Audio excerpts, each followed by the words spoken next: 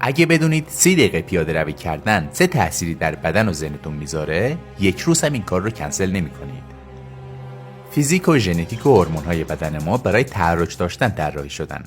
اما سبک زندگی که اکثر ما داریم دقیقاً برعکس اینه و برای نزدیکترین مکان‌ها هم از ماشین و موتور و اسنپ استفاده می‌کنیم و بدنمون رو از نیاز ضروریش به پیاده روی کردن محروم می‌کنیم. بدن ما هر روز به 10,000 قدم پیاده روی کردن نیاز داره.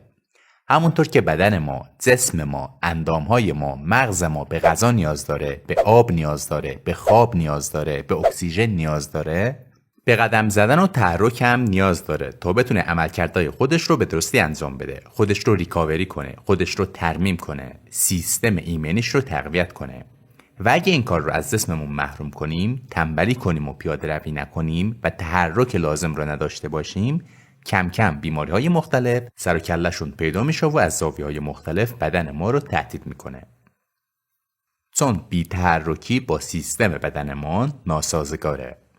کلاً این جمله رو همیشه یادتون باشه. دلیل اغلب بیماری‌هایی که الان در جامعه امروزی هست اینه که ما کارهایی رو، رفتارهایی رو، عادتهای اشتباهی رو انجام میدیم که با بدن ما سازگار نیست. پس این بدن فیزیکی ما یک دستورالعملی داره. و اگه اون کارها رو انجام بدیم همیشه بدن ما سالم خواهد بود و اگه اون کارها رو انجام ندیم طبق سیستم بدنمون رفتار نکنیم رفته رفته مشکلات جسمی خواهیم داشت. بنابراین برای اینکه بدن 100% سالمی داشته باشیم باید به اصطلاح بدنمون رو برگردونیم به حالت تنظیم کارخونه. بدنمون رو روی حالت پیش‌فرض بذاریم. طوری باش رفتار کنیم که براش ساخته شده. در موضوعات تغذیه، تحرک، تنفس، تفکر و خواب. هر بیماری که الان در جامعه هست، دلیل اصلیش اختلال در یکی از این 5 تاست. هر بیماری که داری، هر مشکل جسمی که برات به وجود اومده، به اینا بستگی داره.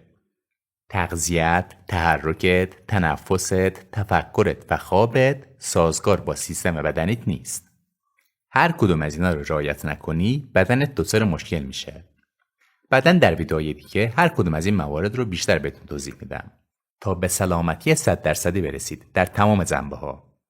پس فعلا از بحث تحرک پیاده روی رو بررسی میکنیم که گفتم بدن ما هر روز به 10,000 قدم پیاده روی کردن نیاز داره که از این 10,000 قدم حداقل 5,000 قدمش باید به صورت ورزش انجام بشه، یعنی به صورت مداوم انجام بشه که تقریبا میشه 30 دقیقه پیاده روی کردن بدون توقف و در قالب ورزش. پس به سوپرمارکت رفتن، راه رفتن داخل خونه، از اتاق به سمت یخچال رفتن، از آشپزخونه به دستشویی رفتن جزو این 5,000 قدم نمیشه. این 5,000 قدم باید پشت سر هم باشه، در قالب ورزش باشه. وسطش استراحت نکنید، وسطش توقف نکنید. شاید این سوال براتون پیش بیاد که اگه ما این 5,000 قدم یا همون 30 دقیقه پیاده روی کردن رو انجام ندیم چه اتفاقی میفته؟ تحرک نداشتن و پیاده روی نکردن به مرور باعث پوکی استخوان میشه. سیستم گوارش مختل میشه و سیستم قلبی و عروقی بدن خوب کار نمیکنه. فشار خون بالا میره، چربی بدن اضافه میشه، عضله‌ها، اندام‌ها ضعیف میشن و فرد در طول روز بیحال و کم انرژی میشه. و کلی مشکلات بیماری‌های دیگه ایجاد میشه. تنها به این دلیل که پیاده روی نمی‌کنی. و سوال مهم دوم، اگه این کار رو انجام بدیم چه تأثیری در بدنمون میذاره؟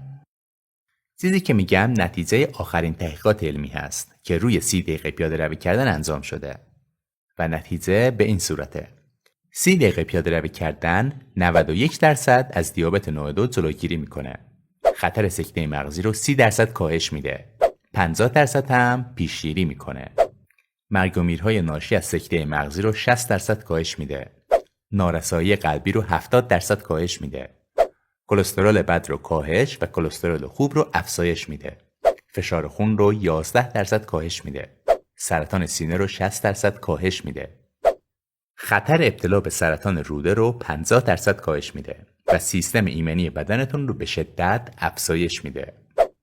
62% از آلزایمر پیشگیری میکنه، ظرفیت یادگیری رو 12 برابر افزایش میده و به بهبود عملکرد بدنی افراد مسن کمک میکنه تا آرتروز رو کاهش بده و از همه مهمتر باعث تعادل هورمون‌های شما میشه. بحث هورمون‌ها بحث خیلی مهمیه و رابطه مستقیمی با بیماری یا سلامتی شما داره. و چیزی که باعث میشه هورمون‌های شما به درستی کار کنن همون 5 موردی است که بهتون گفتم: تغذیه، تحرک، تنفس، تفکر و خواب.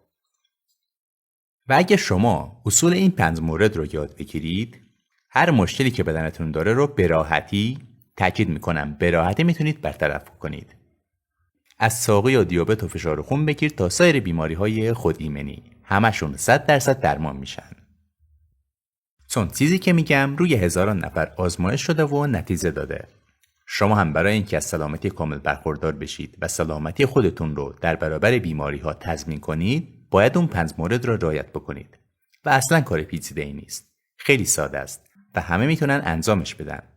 و اگه علاقه‌مند به این موضوع باشید، اگه سلامتیتون براتون مهمه، من قدم به قدم کمکتون میکنم تا اون 5 مورد رو اصلاح بکنید و به سلامتی کامل برسید. که فعلا از بحث تحرک یک نکته رو بهتون گفتم. و تمرینتون اینه که از فردا حداقل نیم ساعت با کفش مناسب پیاده روی کنید. اگه سنتون بالاست، خیلی وقتا که پیاده روی نکردید، از تایم کم شروع کنید. از 10 دقیقه پیاده روی کردن شروع کنید و به مرور برسونید به حداقل 30 دقیقه پیاده روی کردن در یک روز.